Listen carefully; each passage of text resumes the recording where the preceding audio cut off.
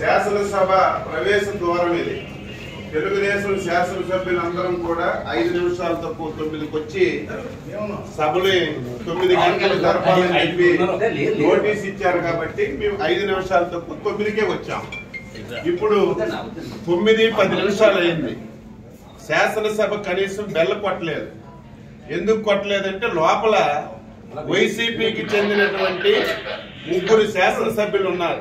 అంటే ఈ ముఖ్యమంత్రి మీద, ఈ ప్రభుత్వం మీద వైసీపీ శాసనసభ్యుడికి ఏం నమ్మకం ఉందో ఈ రోజు ఈ శాసనసభ సాక్షిగా ఈ రోజు తెలిసింది.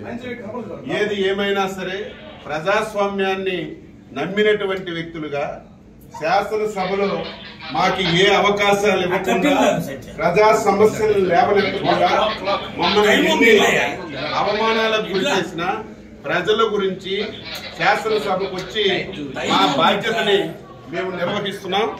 ఇంత దారుణం ఎప్పుడు కూడా లేదు. 9-8 నిమిషాలు అయింది. ఇంత దారుణం ఏది ఏమైనా సరే ఈ 5 సంవత్సరాలు ఈ శాసనసభలో ఈ రాష్ట్రానికి ఉపయోగపడినటువంటి ఒక్క చట్టం కూడా చేయలేదు. ఈ శాసనసభలో ఏ చట్టం చేసినా సరే ఈ రాష్ట్ర వినాశనానికి దారితీసిన చట్టాలే చేశారు. అందుకే ఈరోజు ఈ విషయాలన్నీ ప్రజలకు తెలియజేస్తున్నాం. దయ ఉంచి ప్రజలారా ప్రతి ఒక్కరు ఆలోచించండి. శాసనసభ అంటే ఈ రాష్ట్రానికి ఒక దేవాలయం.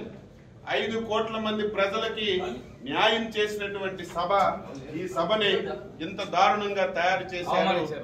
ఈ రోజు జగన్మోహన్ రెడ్డి ముఖం చూడాలన్నా, శాసనసభకు రావాలన్నా నీ శాసనసభ్యులే ఈ రోజు రావడం లేదంటే ఇప్పటికైనా సిగ్గు తెచ్చుకోమని చెప్పి ఈ సందర్భంగా కోరుతున్నాం. 10 నిమిషాలు అయింది. మేము ప్రజాస్వామ్యాన్ని నమ్మిన వాళ్ళగా శాసనసభని గౌరవించాలని 5 నిమిషాల తక్కువ 9కి వస్తే నీ అధికార పార్టీ సభ్యులు ఒక్కరు కూడా రాలేదంటే బుద్ధి తెచ్చుకో జగన్మోహన్ రెడ్డి అని చెప్పి